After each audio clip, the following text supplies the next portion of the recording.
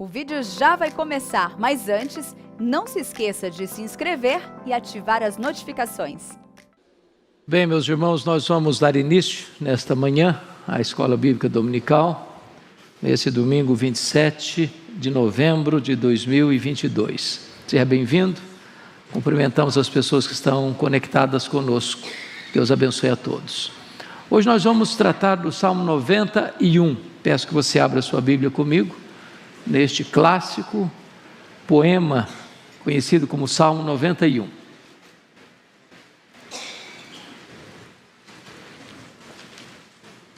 Salmo 91.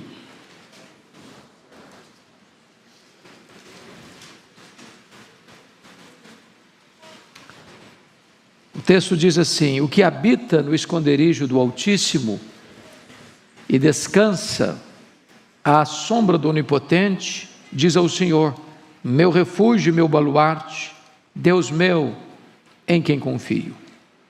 Pois Ele te livrará do laço do passarinheiro e da peste perniciosa.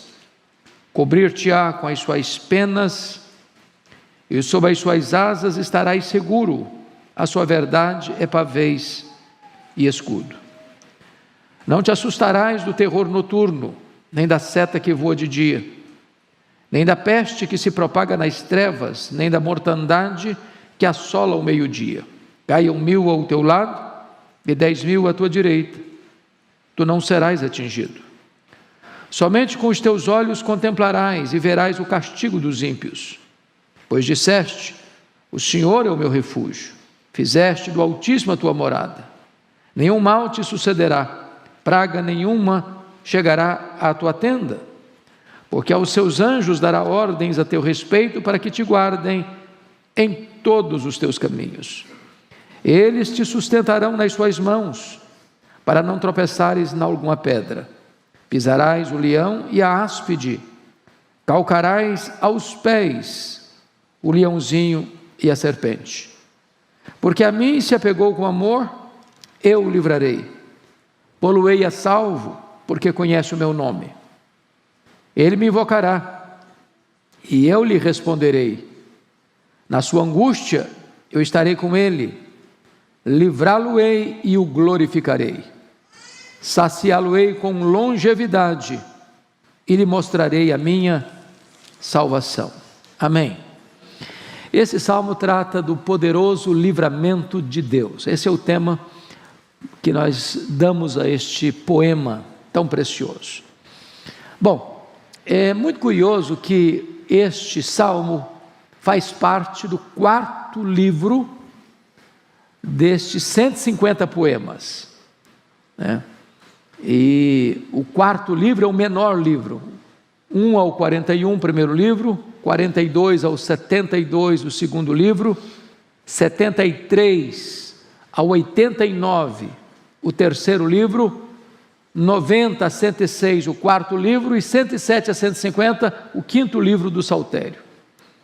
Esse é o menor dos livros, que vai do 90 ao 106. Se você observar, a maioria desses salmos não tem o autor indicado, não tem a data precisa, não tem sequer um título. Mas esse salmo, e não obstante isso, não sabemos quem o escreveu, quando o escreveu, é um grande clássico. E é curioso que esse salmo é muito usado, infelizmente, como uma ferramenta mística na casa de muita gente.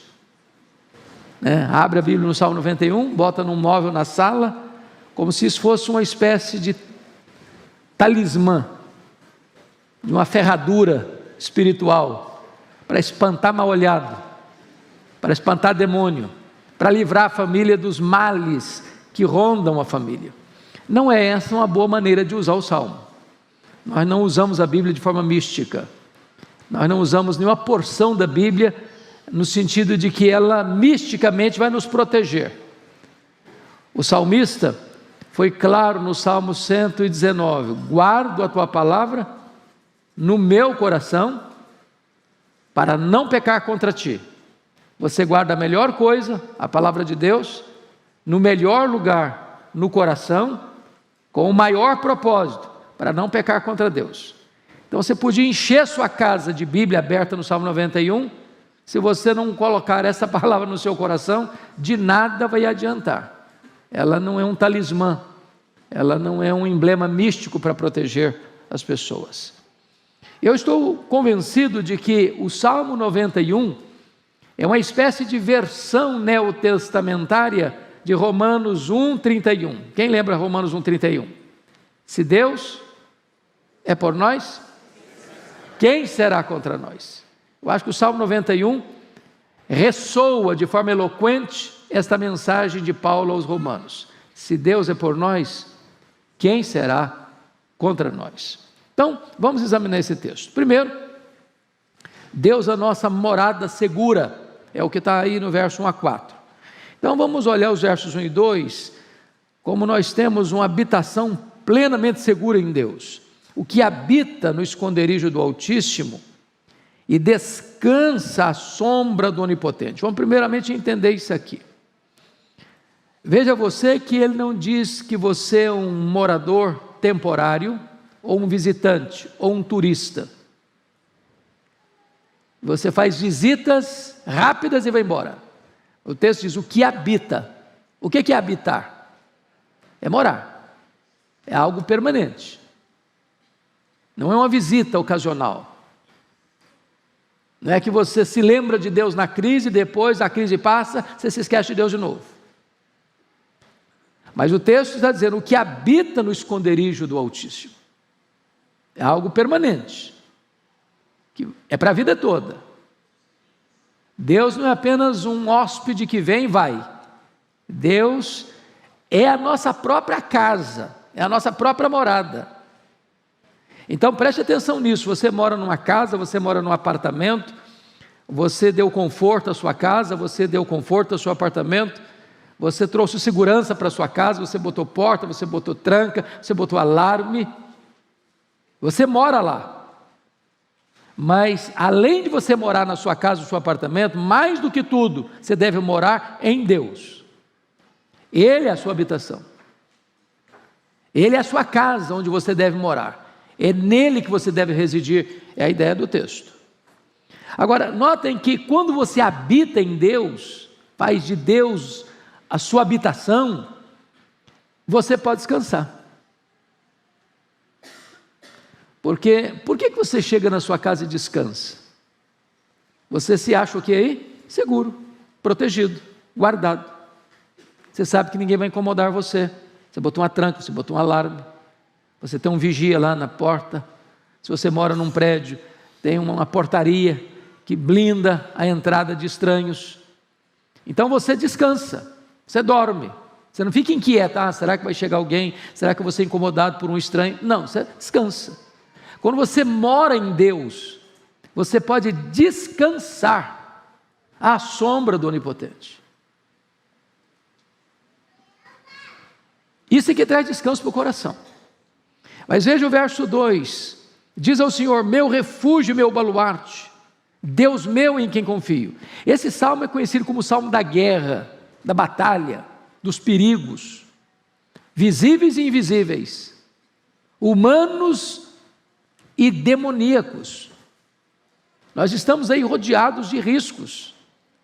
Não é só de bala perdida na rua, não é só de assalto, não é só de arrombamento, não é só de homens maus e violentos, não.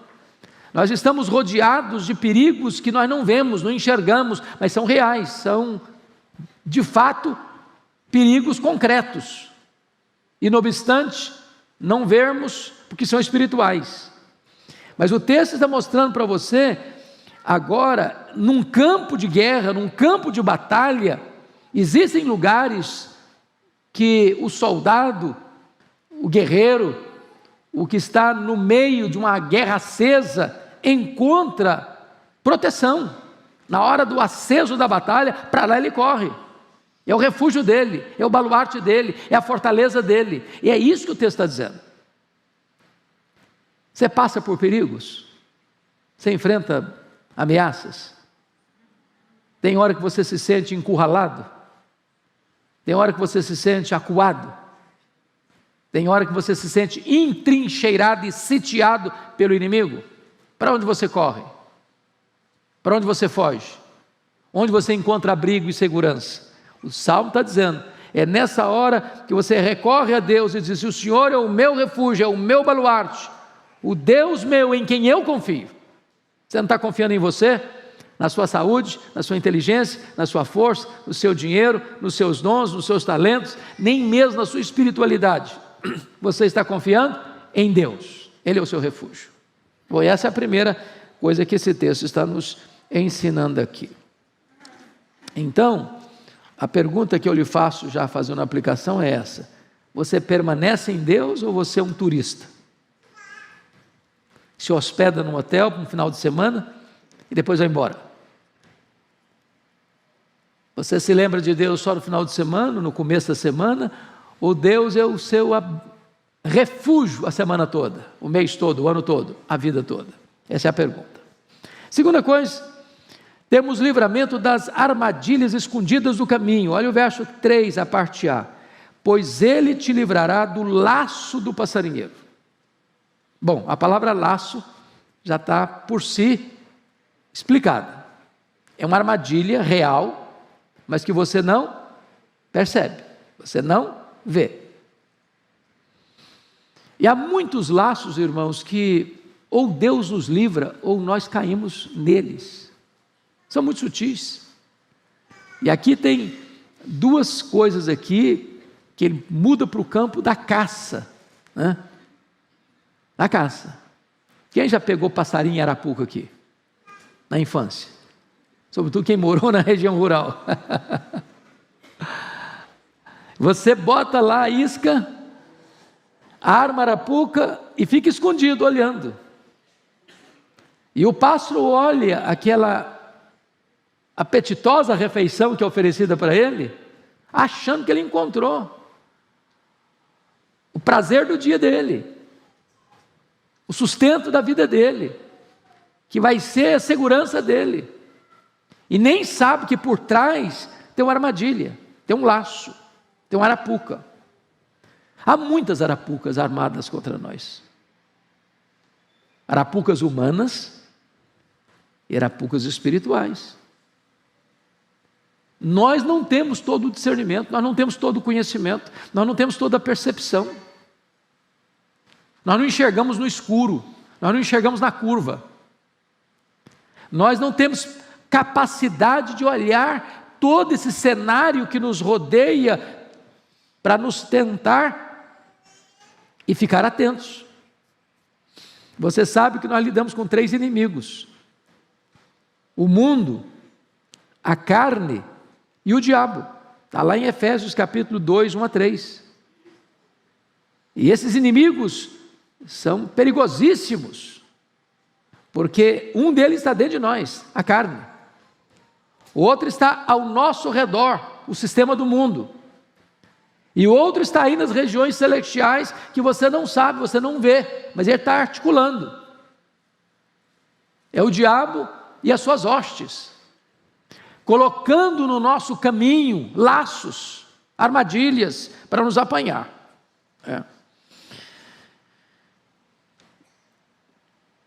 O que nós precisamos ficar atentos aqui?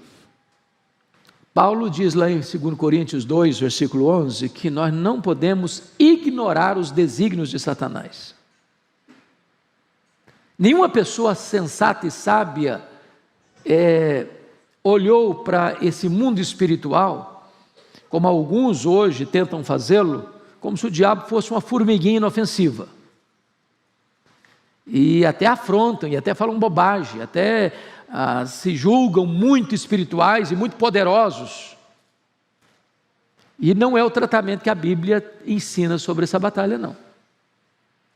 Se Deus não nos livrar, nós não temos capacidade.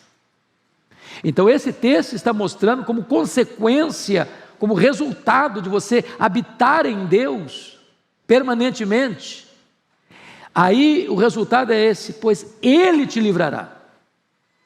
Esse Ele te livrará não está dizendo que Deus é parceiro nas nossas loucuras, que se nós formos turistas para buscar a Deus só em ocasiões especiais e depois sairmos, fugirmos, que nós seremos livrados do laço passarinheiro. Não, é resultado de você habitar em Deus.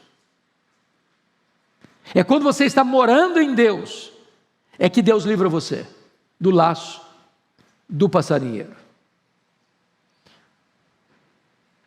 Mas veja mais, não só do laço do passarinheiro, mas temos livramento da peste perniciosa. O verso 3b diz: e da peste perniciosa. O que seria a peste perniciosa? Aqui, obviamente, ele está tratando das doenças, mormente das doenças endêmicas e pandêmicas. Primeiramente, vamos entender uma coisa aqui, para a gente não chegar a conclusões apressadas ou perigosas. Nós estamos aí ainda, convivendo com a pandemia. Nós tivemos problemas graves no passado, como a peste negra na Europa, que dizimou 1/3 da Europa. Nós tivemos no começo do século XX a chamada febre espanhola, que foi muito letal. E agora, no século XXI, em março de 2020, a chegada de uma pandemia que tornou-se praticamente universal. Por isso chamada de pandemia, não apenas de uma epidemia. Mais de 6 milhões de pessoas ceifadas. E nós, de forma alguma, estamos sugerindo que quem foi ceifado na pandemia era menos crente ou menos piedoso do que você e eu que estamos aqui. Gente melhor do que nós se foi. Até porque hoje nós temos um conceito diferente de morte no cristianismo. E Paulo vai dizer isso em Filipenses 1:21. Para mim, o viver é Cristo e o morrer é lucro. Morrer não é uma tragédia para um cristão. Paulo diz lá em Filipenses 1:23, morrer é partir para estar com Cristo, o que é incomparavelmente melhor. Ou, segundo Coríntios 5:8, morrer é deixar o corpo e habitar com o Senhor. Ou Apocalipse 14:13, bem-aventurados são aqueles que desde agora morrem no Senhor, para que descansem das suas fadigas e as suas obras nos acompanhem. Porém, nós cremos também, e é verdade também, que quem nos livra da peste perniciosa, das doenças perigosas, é Deus. Você crê nisso? Meus irmãos, nós somos vulneráveis demais. Você está andando por aí, tem vírus aí que você não enxerga, tem bactéria que você não vê. De quantos livramentos você já teve na sua vida, nessa área? Você tem ideia? Você tem noção? O apartamento mais alto e mais seguro não livra uma pessoa de ser infectada por um vírus, por uma bactéria. Você pode usar a maior proteção de luvas, de máscara, de roupas especiais, que não blinda totalmente você. Então, também isso é verdade, que quem nos livra, quem nos dá saúde, quem nos dá proteção das enfermidades, é Deus. E mais, mesmo depois que a enfermidade vem, quem nos cura também é Deus. E Deus cura como? Pelos meios, sem os meios e apesar dos meios. O médico e a medicina são os instrumentos, mas em última instância quem cura é Deus. É por isso que toda cura é divina. Deus usa o médico, Deus usa o remédio. Mas o que está escrito na Escritura? É Ele quem perdoa todas as nossas iniquidades e quem sara todas as nossas enfermidades. Então, esta é outra verdade que o texto está nos mostrando, o livramento de Deus da peste perniciosa. Mas temos outra coisa aqui, nós temos também uma proteção amorosa e eficaz. Você pode ler o 4 comigo? Vamos juntos? Cobrir-te-á com as suas penas, sob as suas asas estarás seguro, a sua verdade é pavês e escudo. Bom, agora ele sai do campo da caça, lá no mato, onde você está pegando passarinho, para o campo doméstico, da galinha. Eu acho que quem já viveu no interior, já viu essa cena, e se você nunca viu presencialmente essa cena, já viu fotografias eloquentes dessa cena, forma-se uma chuva, a água cai, as enxurradas vêm, e a galinha com seus montes de filhotes, quando vê o perigo, ela chama toda a filhotada para debaixo das asas e sofre o revés da chuva para proteger os filhotes. Que figura bonita, que figura eloquente do amor de Deus, da proteção de Deus, do cuidado de Deus. Então eu queria que você lesse comigo 2 salmos, 2 versículos, para ilustrar a riqueza e a beleza desse texto. Primeiro, o Salmo 36, versículo 7. Olha aí que preciosidade de verdade que está aí. 36, 7. Vamos juntos? Vamos lá? Como é preciosa, ó Deus, a tua benignidade. Por isso, os filhos dos homens se acolhem à sombra das tuas asas. Por que você corre para debaixo das asas de Deus? Porque Ele é benigno. Se você correr para lá, Ele não vai escorraçar você. Ele não vai pisar em você. Ele não vai esmagar você. Ele não vai condenar você. Jesus diz: todo aquele que vem a mim, eu não lançarei fora. Está na hora da angústia, da dor, da tempestade, dos riscos, dos perigos. Corre para Ele. Se agasalhe debaixo das asas dEle e você encontrará proteção. Mas olha comigo ainda o Salmo 57, verso 1. Olha que precioso isso aqui. Agora é um pedido, é uma súplica, é uma oração. Leia comigo o verso 1, 57, versículo 1. Vamos juntos? Tem misericórdia de mim, ó Deus, tem misericórdia, pois em Ti a minha alma se refugia. À sombra das Suas asas me abrigo, até que passem as calamidades. O que ele está admitindo? Que tem calamidade, tem dia de tempestade, tem dia de prova. O crente não é blindado, ele não vive numa estufa, ele não vive num xingrilá da vida, num jardim grinaldado de flores. Ele vive num campo de batalha, de enfrentamento de perigos. Mas quando esse perigo chega, para onde você foge? Para onde você corre? Aonde você encontra abrigo? Debaixo das asas de Deus. E você vai ficar aí até que passem as calamidades. Deus é o nosso amoroso protetor. E a verdade de Deus, a sua verdade é pavês e escudo. O que ele está querendo dizer para nós é que a verdade de Deus nos protege. Irmãos, é tão precioso isso. E quem foge da verdade de Deus, quem foge debaixo das asas de Deus, vai sofrer o revés. Vai sofrer o revés. Eu gosto muito da ilustração da águia. Os estudiosos que examinaram um pouco mais detidamente a águia, dizem que quando a águia está voando e ela detecta a chegada de uma tempestade, ela, diferentemente do iambu, já ouviu falar no iambu? Iambu é uma ave, é muito comum aqui no Brasil, pequenininha, do tamanho de uma pomba, e o iambu só voa abaixo, só debaixo da tempestade, levando os reveses da tempestade. Mas quando a águia avista a tempestade, ela agiganta os seus esforços, voa para cima das nuvens tempestuosas, onde tudo está calmo e sereno. Mudando a figura, quando a tempestade chega, já que você não voa como a águia, mas você é como um pintinho, vulnerável, frágil, que não se protege a si mesmo, não tem poder de cuidar de você mesmo. Mas quando chega a tempestade, você corre para o seu refúgio, e esse refúgio é debaixo das asas do Onipotente. Aí você encontra descanso e proteção. Mas notem mais. Esse texto, em segundo lugar, vai tratar para nós que Deus é o nosso protetor incomparável. Primeiro, Ele é a nossa morada segura. Agora Ele é o nosso protetor incomparável. E eu destaco algumas coisas aqui. Primeiro, temos livramento dos terrores que assaltam a nossa alma. Versículo 5.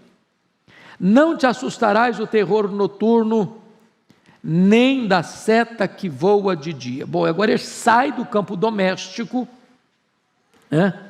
Já lidou lá com a caça, campo doméstico, agora ele entra num campo de guerra. Campo de guerra. E esse Deus é o Deus que traz livramento. E eu chamo a sua atenção para o fato do assustar do terror noturno. A seta que voa de dia. Uma pessoa assustada é uma pessoa com medo. E o medo, meus irmãos, não é um sentimento. O medo é um espírito que oprime. Quando Paulo vai escrever a sua segunda carta a Timóteo, no capítulo 1, versículo 7, ele vai dizer: Deus não nos deu espírito de medo, mas de poder e de moderação. O apóstolo João vai dizer que o amor lança fora todo medo. Então, por que que eu tenho medo? Por que que você tem medo? Porque nós somos vulneráveis. Tudo aquilo que foge ao nosso controle traz medo. É óbvio. Você não tem controle, você tem medo. Nós não temos controle sobre muita coisa. Lembra lá do Salmo 23, versículo 4: ainda que eu ande pelo vale da sombra da morte, não temerei mal nenhum. Não é porque ele é bom, porque ele é forte, porque conhece tudo, sabe tudo, pode tudo. Não temerei mal nenhum, porque tu estás comigo. Então o segredo de vencer o medo, e tem muitos medos, né? Tem até fobias, né? Tem gente que tem medo de altura, e eu, por exemplo, tenho. Tem gente que tem medo de lugar aberto, tem gente que tem medo de lugar fechado, claustrofobia. Eu também tenho. Eu quase morri uma vez sem saber que eu tinha claustrofobia. Lá dentro das pirâmides, quase que eu vi uma múmia do faraó lá. Foi a coisa mais horrorosa da vida. Depois de subir várias escadas íngremes, no meio daquela multidão, gente suando, cheiro de camelo, que troço todo, lá pelas tantas, o fôlego acabou. Falei, meu Deus, morri, porque não tira ninguém, assim, com emergência de lá. O que me valeu foi que eu estava do lado de um colega pastor, e eu falei, rapaz, eu vou morrer, eu não consigo respirar. Falei, calma, fecha os olhos, faça de conta que você está num jardim. E aí eu fechei os olhos, pensei numa campina bem verde, daqui a pouquinho o ar voltou, mas eu descobri ali que eu tinha claustrofobia. Tem muitos medos, né? Muitos medos. Tem gente que tem medo da vida, tem gente que tem medo da morte, tem gente que tem medo da solidão, tem gente que tem medo da multidão, tem gente que tem medo de ficar doente, tem gente que tem medo de ficar assim, sem poder pagar o plano de saúde. Então, muitos medos. Como é que você lida com isso? O texto está mostrando para nós que você pode vencer isso, né? Pode vencer isso. Por quê? Porque ainda que no texto aqui a seta esteja voando de dia, e a ideia aqui é dos flecheiros da guerra, ainda que o terror noturno chega à noite, você está com medo do que vai acontecer, você não vê o inimigo, as guerras daquela época eram de enfrentamentos, você pode crer no que está escrito em Isaías 54:17, a arma forjada contra você não vai prosperar, que você está protegido, morando em Deus, debaixo das asas do Deus onipotente, descansando debaixo da sua sombra. Bom, mas veja em segundo lugar, nesse ponto de proteção, temos livramento de perigos visíveis e invisíveis, no verso 6, olha aí, nem da peste que se propaga nas trevas, nem da mortandade que assola o meio-dia. Ele está falando aí também do ambiente de guerra. Qual era um subproduto da guerra? Pessoas feridas, pessoas infectadas, pessoas adoecidas, nem sempre tinha como tratar, né? Hoje tem tantos filmes de guerra, e eu perdi um pouco o gosto, porque eles botam uma dose de violência maior do que a realidade. Então, parece que fica uma coisa muito irreal, né? Mas quantas vezes você já viu um cenário de guerra, uma pessoa ferida, no meio da sujeira, o remédio ali não tem tanto efeito, não dá para tirar a pessoa dali rapidamente, para uma cirurgia, para um tratamento, e as pessoas viviam esse drama naquele tempo, e ele está mostrando para nós só um detalhe aqui: a peste são as doenças, são as pestilências, e a mortandade falando das guerras, da perseguição. Versículo 6, nem da peste que se propaga nas trevas, nem da mortandade que assola o meio dia. Você não está o quê? Assustado com isso. Agora vamos parar um pouquinho aqui. Quais foram as guerras que a igreja, o povo de Deus, suportou ao longo desses 20 séculos de cristianismo? Às vezes, irmãos, não tem noção disso. Você pega, por exemplo, dos Césares de Roma, começando com Nero. Você imagina o que é um crente ser crucificado? Fazer fila nas avenidas, nas estradas, a ponto de não ter mais madeira para crucificar crente? Você já imaginou o que foi que aconteceu no ano 70 com Vespasiano, onde ele inaugura o Coliseu, e numa festa macabra, 100 dias, jogando os crentes nas arenas, para os cães morderem, para os touros pisarem, para os leões devorarem? Você já imaginou o sofrimento dos nossos irmãos do século XX para cá? 1917, o comunismo tomando conta de 1/3 do planeta. Milhões de pessoas morrendo, torturadas, presas, escassez de pão, castigos severos. Vocês sabem disso, o século XX matou mais cristãos do que todo o restante da história junta.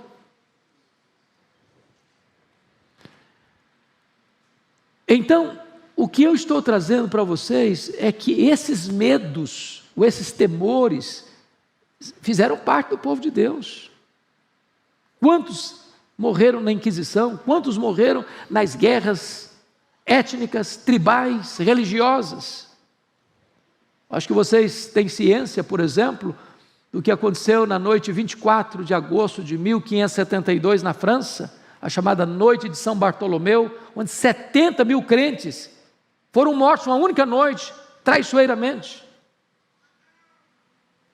Então, quando esse texto mostra para nós que você pode ser liberto, ou se não liberto do fato, mas liberto do medo, porque às vezes Deus nos permite passar, mas tira o medo. É uma coisa incompreensível para nós, como é que um cristão era jogado nas arenas, como a Perpétua, por exemplo, era uma mulher da nobreza, e ela tinha 7 filhos, e os seus algozes mataram cada filho dela, na presença dela, de maneira diferente cada um, para torturá-la, emocionalmente, espiritualmente, e ela encorajando os seus filhos a não recuarem, a não se intimidarem. E quando só ela sobrou, ela começou a ser castigada. Ela disse para o seu algoz: viva eu te vencerei, morta vencer-te-ei ainda mais. Vocês acham que essa mulher era mais corajosa do que você? Era mais crente que você? Não. Se Deus um dia permitir que a nossa geração experimente situações tão amargas quanto, Ele há de nos capacitar. Não é porque nós somos fortes, é a graça que sustenta. É a graça que sustenta. Você imagina um Pedro, lá em Atos 12, preso por ordem de Herodes Agripa I, depois de ter matado Tiago, prendeu para matar depois da festa, última noite. Eu acho isso incrível. Pedro está no corredor da morte. Ele sabe que ele vai morrer na hora que amanhecer o dia. O que ele está fazendo? Desesperado? Chorando? Se esperneando? Não, ele está dormindo. Cheio de algemas nos pés, nas mãos, está dormindo. Serenidade. O nosso Deus é o autor da paz, e Ele que nos dá a paz que excede todo o entendimento, seja qual for a situação. Mas, notem vocês, que o livramento também é um livramento singular, 7:8. Leia comigo 7:8, vamos juntos? Caiam 1000 ao teu lado, 10.000 à tua direita, tu não serás atingido. Somente com os teus olhos contemplarás e verás o castigo dos ímpios. O que esse texto quer dizer, irmãos, não é que o crente é invulnerável. Nós não podemos defender essa tese jamais. Não, se eu sou crente, eu posso estar no meio de tantas flechas cruzando para lá e para cá que nenhuma vai pegar em mim. Se eu sou crente, eu posso sair por aí que vírus não vai entrar em mim, Covid então jamais. Se eu sou crente, eu não vou bater carro. Se eu sou crente, eu nunca vou ter uma doença. Não é isso que o texto está prometendo. Homens de Deus adoeceram, homens de Deus sofreram, homens de Deus foram presos, homens de Deus foram torturados, homens de Deus foram martirizados, mulheres de Deus foram presas, mulheres de Deus foram torturadas, mulheres de Deus selaram a sua fé com o seu sangue. Porém, o que nós precisamos entender é uma coisa aqui no texto: ninguém, nem o diabo, nem ser humano qualquer, pode atingir você se Deus não o permitir. É a história lá do Jó. Satanás levantou uma tese de que Jó adorava a Deus por interesse. E Deus permitiu que Jó fosse um exemplo para o mundo, que é possível alguém amar a Deus mais do que dinheiro, mais do que família, mais do que a si mesmo. E Satanás só pôde ir até onde Deus o permitiu ir e nem um centímetro a mais. Isso é verdade na sua vida. Isso é verdade na sua vida. Sua vida está nas mãos de Deus. E ninguém pode tocar em você se Deus não permitir. E se alguém tocar em você, Deus transforma a tragédia em triunfo. Deus transforma a aparente derrota em retumbante vitória. Porque o propósito dele sempre traz glória para o seu nome e bem para o seu povo, ainda que a providência seja carrancuda. Mas em quarto lugar, nós temos nossa casa protegida de toda a praga. Olha comigo o verso 9 e 10. Vamos juntos? Pois disseste: o Senhor é o meu refúgio, fizeste do Altíssimo a tua morada, nenhum mal te sucederá, praga nenhuma chegará à tua tenda. Veja você que ele retorna ao tema de Deus como morada. E aí, vejam vocês ainda, que o próprio Deus está dando um testemunho do salmista. Pois disseste: o Senhor é o meu refúgio, fizeste do Altíssimo a tua morada. Então, mais uma vez, a ideia não é um turista, não é alguém que vem passar um final de semana e vai embora depois. Se você fizer de Deus a sua morada, a promessa está aí no verso 10. Nenhum mal te sucederá, praga nenhuma chegará à tua tenda. Mas aí vamos entender melhor. Porque o livramento de Deus, irmãos, pode ser livrar você do perigo. Segundo, pode ser livrar você no perigo. E pode ser livrar você através do perigo. Então vamos ver as três circunstâncias. Deus pode livrar você de enfrentar um problema. Deus pode livrar você no meio do problema. E Deus pode livrar você através do problema. Então vamos lá, para entender isso. Deus nos livra dos perigos. É isso que está escrito aqui no versículo 10. Nenhum mal te sucederá, praga nenhuma chegará à tua tenda. Então, vamos pegar um pouquinho só nesse praga nenhuma chegará à tua tenda. Crente não precisa ficar com medo, irmãos, de olho gordo, de feitiço, de macumbaria, de galinha preta na encruzilhada, de garrafa de cachaça na estrada. Que tem crente muito místico. Tem crente que fica com medo desse negócio. Meu irmão, se você está nas mãos de Jesus, se você está coberto pelo sangue do Cordeiro, essa mortandade não chega em você não. Ninguém lança maldição na sua vida e pega, não, se você está morando em Deus. Não é que o mal não exista, é que existe um poder maior em você do que o poder do mal que quer atingir você. Então, essa é a primeira verdade. Deus livra você do problema, porque você está morando dentro dele. Mas em segundo lugar, Deus livra às vezes nos perigos, dentro dos perigos. Por exemplo, Deus não impediu que os amigos de Daniel fossem jogados na fornalha, mas Deus os livrou na fornalha. Deus não impediu que Daniel fosse jogado na cova dos leões, mas Deus livrou lá dentro da cova dos leões. Mas vamos ler um texto para amparar isso. Jó 5, só um pouquinho aí, um livro anterior aos Salmos. Jó capítulo 5, versos 19 e 20. Olha aí. Diz ele, de 6 angústias, a voz dele faz, de 6 angústias te livrará, e na 7ª o mal te não tocará. Na fome te livrará da morte, na guerra do poder da espada. Então, veja você, ele está enfrentando angústia.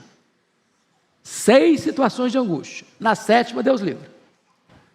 Você está enfrentando uma situação de escassez, passando fome, mas Deus te livra da morte, pela fome. Você está enfrentando guerra, mas Deus livra você do poder da espada. Ou seja, você está no meio do problema, no miolo da crise, no epicentro da tempestade. Deus não livrou a tempestade, mas Deus livrou você dentro da tempestade. Ele pode impedir que você passe pela tempestade. Ele pode permitir a tempestade livrar você no meio da tempestade. Mas em terceiro lugar, Deus nos livra pelos perigos. Como assim? Veja comigo lá em Jonas, profeta Jonas. Profeta Jonas.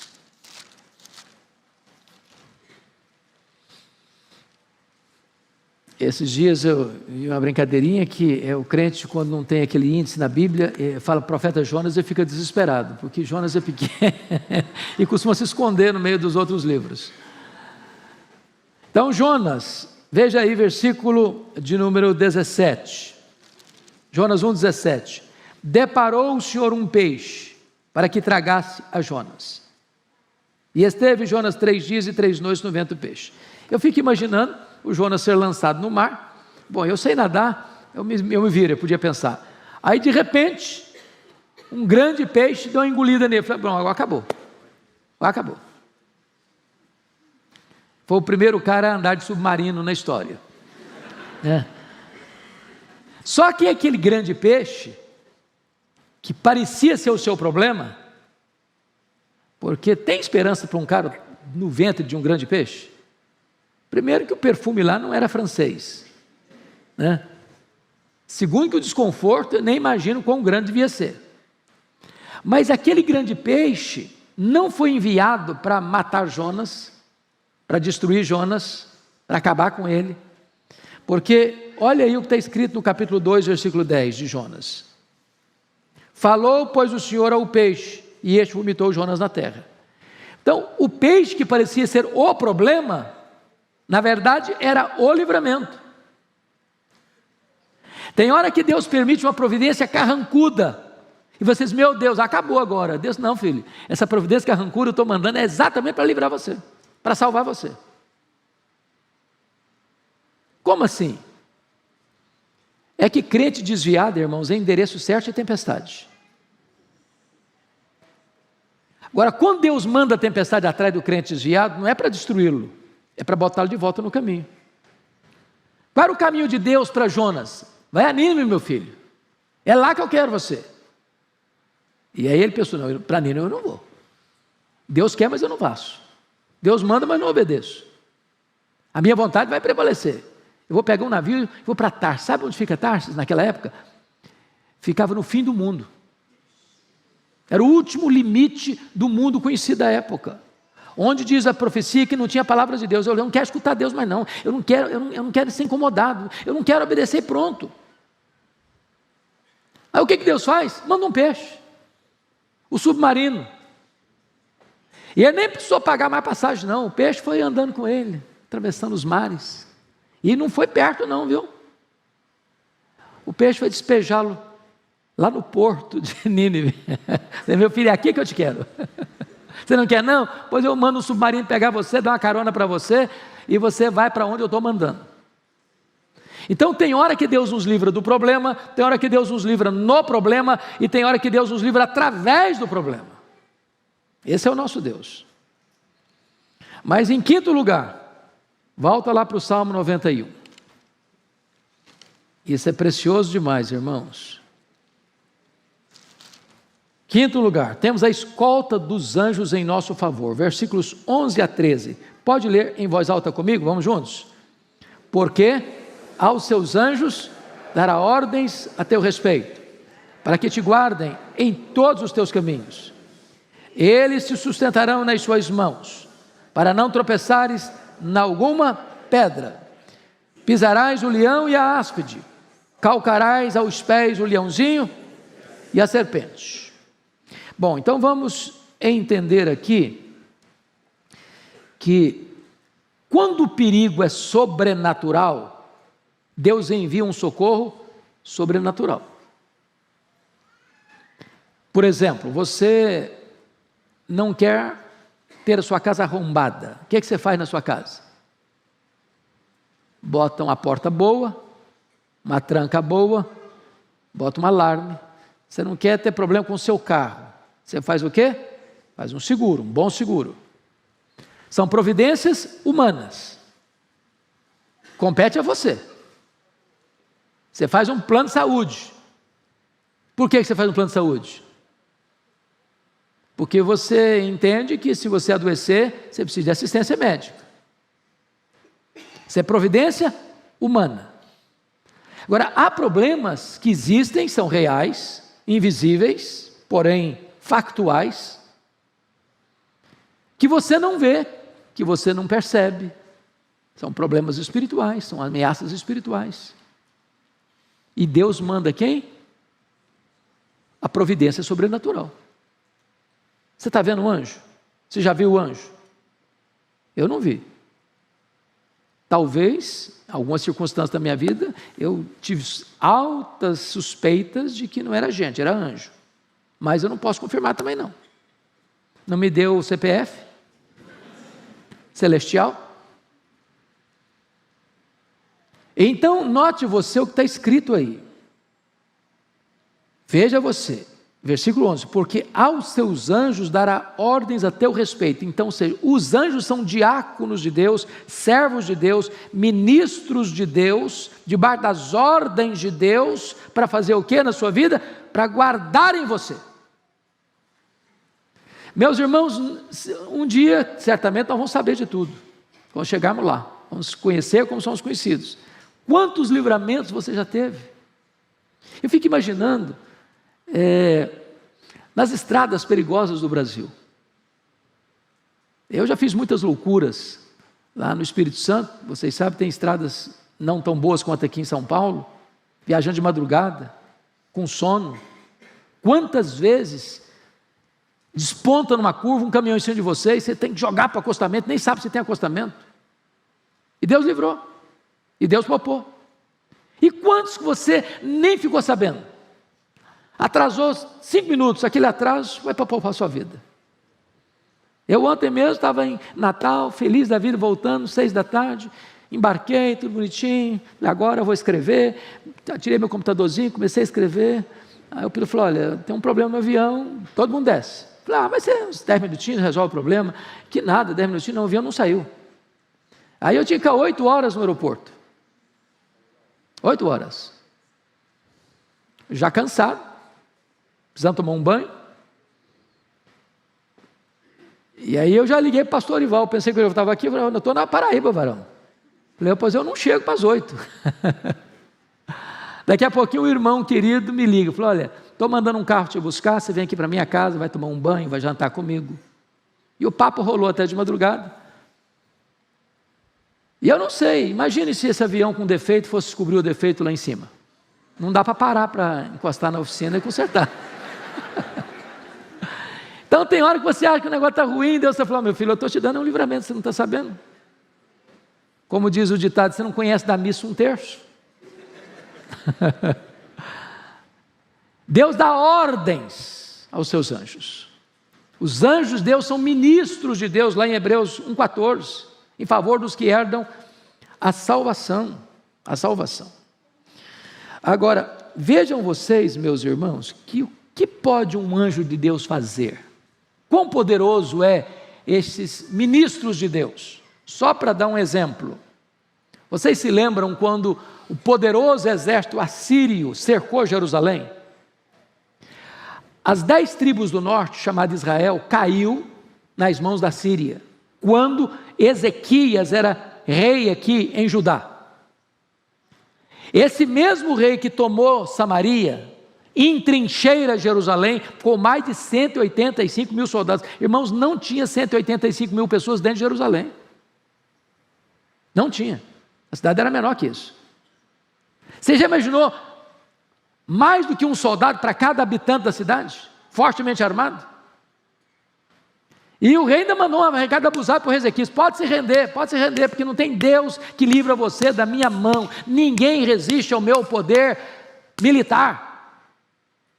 E Ezequias ficou desesperado, porque não tinha nem tempo, nem recurso, nem homens para resistir à invasão iminente. Aí ele vai apresentar o caso ao profeta Isaías. Isaías levou o caso para Deus e falou: meu filho, fica tranquilo, essa batalha é sua, não é minha, deixa comigo. E Deus mandou um único anjo. E esse único anjo matou 185 mil soldados assírios ao redor de Jerusalém. Você se lembra da cena de Eliseu? Quando ele foi, o servo dele, levantou de manhã e olhou o exército da Síria cercando a cidadezinha, que queriam prendê-lo e matá-lo. E ele ficou desesperado. Aí Eliseu disse: Senhor, abre os olhos desse moço. Abre os olhos desse moço. Quando os olhos dele foram abertos, ele viu cavalos, carruagens de fogo, cavaleiros poderosos, em um número muito maior. E aí vem a expressão: maior é o que está conosco, que aquele que está no mundo. Se nós formos olhar do ponto de vista estatístico, só estatístico, se eu vou entender Apocalipse 12, versículo 4, literalmente, 3 e 4 literalmente, diz que quando o dragão foi precipitado do céu, ele arrasta 1/3 das estrelas. Essa figura, estrelas, lá em Jó, é usada para anjos. Então alguns, e eu estou inclinado a crer que essa é a melhor maneira de entender o texto, que quando o Lúcifer cai, ele arrasta consigo 1/3 dos anjos. Mas se 1/3 caiu, nós temos 2/3 que são anjos de Deus, que não caíram e que estão a nosso serviço. Agora notem uma coisa importante no texto, porque versículo 11, porque aos seus anjos dará ordens a teu respeito, para que te guardem em todos os teus caminhos. Esse texto, vocês se lembram disso, foi usado por quem? Para tentar quem? Foi usado por Satanás para tentar Jesus. E ele citou esse texto para Jesus. Mas palavra de Deus na boca do diabo não é palavra de Deus, é palavra do diabo. Sabe por quê? Porque o diabo é um péssimo hermeneuta, um péssimo exegeta, e sempre que ele cita, ou ele acrescenta, ou ele tira alguma coisa. Lá no Éden, ele chegou para Eva e perguntou assim: é assim que Deus disse, não comereis de toda a árvore do jardim? Ué, mas que negócio é esse, ué? Deus havia falado que de toda a árvore do jardim você pode comer. Aonde Deus botou um sim, ele botou um não. Ele acrescenta o que Deus falou. Torceu, portanto, a palavra de Deus. Quando o diabo vai citar esse texto para Jesus, levando ao pináculo do templo, o que ele omitiu no texto? Qual frase que ele omitiu do versículo? Ele omitiu exatamente essa frase aqui, ó, para que te guardem todos os teus caminhos. Em todos os teus caminhos, ele não citou. Ele não citou. Por que não citou? Quando é que Deus promete guardar você? É quando você está fazendo loucura? É quando você está na rota da desobediência? Deus promete guardar você quando você está andando em todos os caminhos dEle. A proteção está na obediência e não na desobediência. Então preste atenção nisso. Não queira fazer de Deus parceiro das suas loucuras. Porque a promessa, ela só é eficaz, efetiva, na medida em que você está andando com Deus, nos caminhos de Deus. Pois bem, vamos dar uma olhadinha agora ainda. O texto termina dizendo que pisará, versículo 13, pisarás o leão e a áspide, calcarás aos pés o leãozinho e a serpente, ambas as figuras, o leão e a serpente são símbolos de quem na Bíblia? Satanás. E a Bíblia diz lá em Romanos que Deus calcará o diabo em breve debaixo dos pés da igreja. Porque Jesus é o cabeça, a igreja é o corpo. E diz a Bíblia que quando Jesus voltar, Ele vai colocar todos os inimigos debaixo dos seus pés. E essa vitória é de Cristo e da sua igreja. Então, os inimigos não podem mais prevalecer sobre a igreja. Então, vamos ao último ponto. Deus, o nosso abençoador amado. Eu chamo a sua atenção dos versos, então, 14 a 16, para uma mudança radical no texto. Agora não é o salmista que está falando de Deus. Agora é Deus que está falando do salmista. Dos versos 1 a 13, o salmista está olhando para Deus e descrevendo quem é Deus para ele. Dos versos 14 a 16, Deus está olhando para o salmista e fazendo comentários acerca dele e fazendo promessas a ele. Então vamos ver quais são essas promessas. Primeiro, livramento, versículo 14, porque a mim se apegou com amor, eu o livrarei, pô-lo-ei a salvo, porque conhece o meu nome. Então tem duas coisas aí, se apegar com amor e conhecer o nome de Deus. Preste atenção que uma coisa é consequência da outra. Você só pode amar a Deus se você conhece a Deus. Deixa eu ilustrar isso com uma frase que me marcou no meu ministério, Eu estava pregando em Belo Horizonte certa feita, numa igreja presbiteriana, e aí uma moça se aproxima de mim e diz: pastor, eu estou deixando a igreja presbiteriana. Eu falei: mesmo, minha filha, está deixando? O que aconteceu? Surgiu algum problema, brigou com alguém, foi maltratada na igreja? Não, nada disso aconteceu, mas eu queria uma igreja que me empolgasse. Eu queria uma igreja que tivesse história para eu me orgulhar dela. Eu falei: mas você conhece a história da igreja? Eu falei: eu não conheço não. Eu falei: mas como assim? E eu estava com tempo, falei: então senta aqui que eu vou te contar. E gastei 2 horas com ela. E comecei lá do Velho Testamento, Novo Testamento, dos pais da igreja, dos pré-reformadores, dos reformadores, dos pós-reformadores, dos puritanos, dos avivalistas, até chegar hoje. 2 horas. E quando eu terminei de falar para essa menina, as lágrimas estavam rolando no seu rosto. E ela me disse uma frase que eu nunca mais esqueci. Ela disse assim: pastor Hernandes, ninguém pode amar aquilo que não conhece. Você não vai amar a Deus se você não conhece a Deus. Você não ama estranho.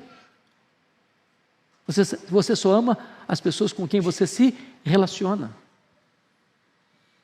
Então, quando você conhece a Deus e você ama Deus, Deus está prometendo pôr você a salvo de tantas enrascadas, de tantos perigos, de tantas ameaças, de tantas armadilhas.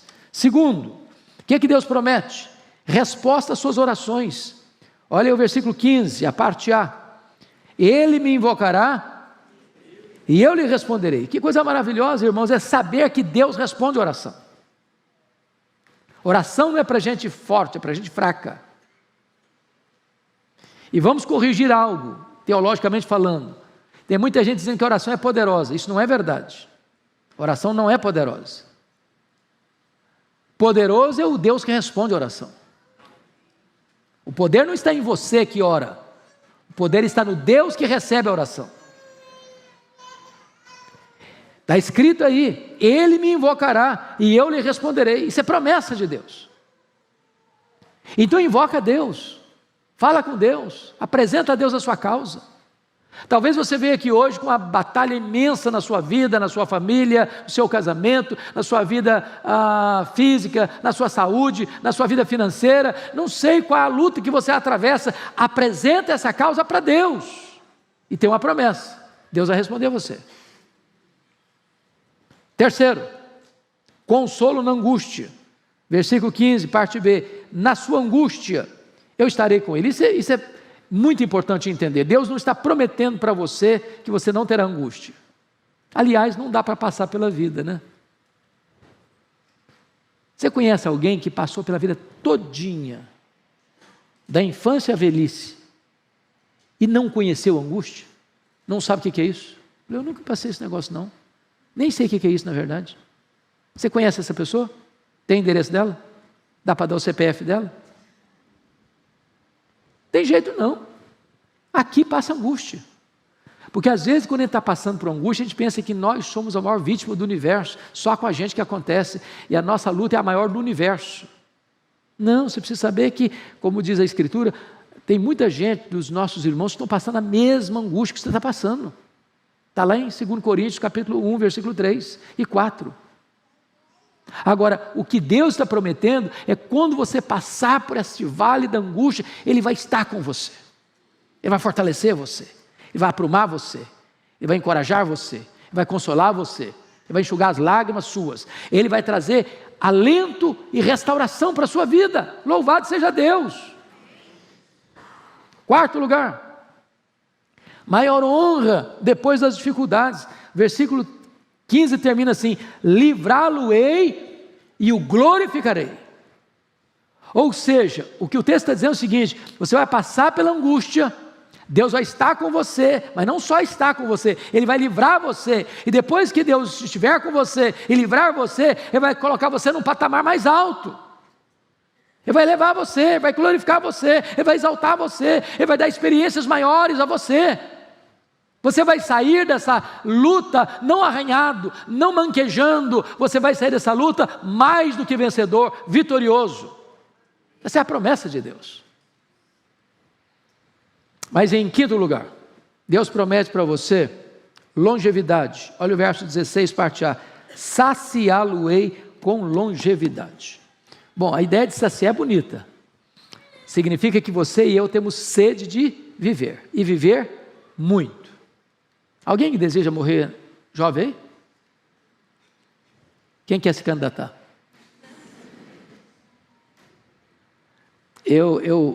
Ontem eu terminei o comentário de Eclesiastes. E se Deus quiser eu quero expor aqui alguns desses textos. Mas o último capítulo de Eclesiastes é certamente a peça literária mais importante da literatura mundial sobre velhice. Velhice. E ele diz que velhice é uma tempestade, igualzinho uma tempestade. Forma a tempestade, o aguaceiro, e daqui a pouquinho outras nuvens se formam e vem outra tempestade. Daqui a pouquinho você nem levantou direito a cabeça, outra tempestade. Então, velhice é um enfrentamento de tempestades. Mas ele diz que velhice é como uma casa que está ruindo. Então, a gente às vezes quer dar para o sol com a peneira e dizer que é a melhor idade. Como diz a brincadeira, me engana que eu gosto. Não, a Bíblia não trata com melhor idade não. Agora, o que é maravilhoso é que na teologia do Novo Testamento, Paulo diz: se a nossa casa terrestre se desfizer, que a casa está ruindo mesmo, nós temos uma mansão, feita não por mãos, eterna nos céus. E por muitos anos eu achava que a mansão era a casa que a gente ia morar lá no céu, assim, com mármore celestial, com as torneiras de ouro, com aquele negócio assim, o jardim suspenso da Babilônia, no varanda. Nada disso. O texto está falando do seu corpo, corpo da ressurreição, corpo de glória. Então nós encaramos a velhice Não porque é a fase linda, maravilhosa da vida, né? Eu brinquei domingo passado aqui, na aula que eu dei, no domingo anterior, que eu gostava muito do Evandro Luiz da Silva, com seu espírito assim, jocoso, de falar as coisas, como o pastor Arival tem esse dom também. Então, as coisas mais pesadas ficam leves. E eu vou repetir porque tem gente nova aqui. Eu disse que a vida humana se resume em 4 animais. 4 animais. Ele diz, quando você é jovem, você é o gavião. Você come qualquer coisa, você compra lá, compra cá, briga com qualquer um, você briga com a sua sombra, tudo está bom, você enfrenta qualquer problema. Nada faz mal para você. Aí depois você passa para a fase da águia. Aí você já faz voos solitários, você já não come qualquer coisa mais, você não vai em qualquer lugar mais, você já é mais seletivo. Aí depois você passa para a fase do condor. Condor aqui, condor ali, condor acolá, é aquela confusão. Aí depois você passa para a fase do javali. Javali para isso, javali para aquilo, javali para aquilo outro. E a vida é assim, né? Ou é uma tempestade ou uma casa ruindo. Porém, todos nós temos sede de quê, gente? De longevidade.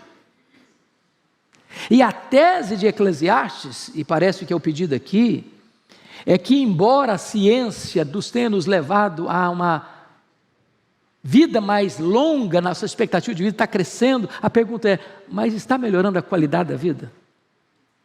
Que não basta viver muito, é preciso viver bem. E o texto está dizendo que Deus sacia você com a vida longa. Deus atende essa sede que você tem de viver.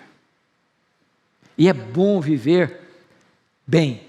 Eu gosto, o último livro que o Dr. Billy Graham escreveu, De Volta para Casa, para mim vale o livro na primeira frase do livro. Ele diz assim, a velhice não é para os fracos. A velhice não é para os fracos. Um dia, o pastor foi visitar uma ovelha dele, que estava no leito de morte, e perguntou para a ovelha assim, e aí meu irmão, está tudo bem? É uma pergunta retórica, né? Porque às vezes não fazer tantas perguntas, vai tudo bem, para o cara que está lá no CTI, cheio de mangueira conectada no nariz dele, na boca dele.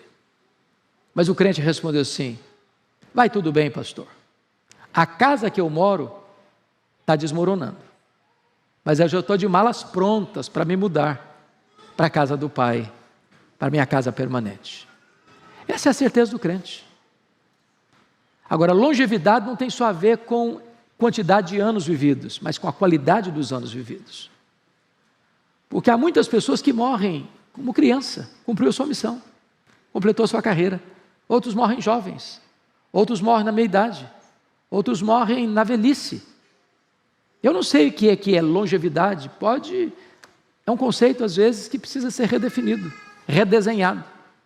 Mas Deus nos sacia com longevidade. Finalmente, Deus promete salvação plena, e lhe mostrarei a minha salvação. E essa salvação aqui, irmãos, não é só a salvação do aqui e do agora, porque se você creu no Senhor Jesus, você já está salvo. Você não será salvo não, você já está salvo. Mas nós já fomos salvos com respeito à justificação, nós estamos sendo salvos com respeito à santificação, nós seremos salvos com respeito à glorificação. Na justificação nós fomos salvos da condenação do pecado. Na santificação nós estamos sendo salvos do poder do pecado. Na glorificação nós seremos salvos da presença do pecado. Haverá um dia, entretanto, depois de tantas lutas que passamos, e o texto nos mostrou que o Senhor Jesus vai olhar para você e vai dizer assim, vinde bendito do meu Pai, entre agora na posse do reino, está preparado para você desde a fundação do mundo.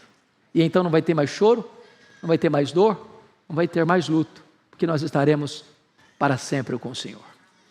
Que Deus os abençoe, meus irmãos, que Deus os dê graça. Daqui a pouquinho começa o culto das 11. Muito obrigado.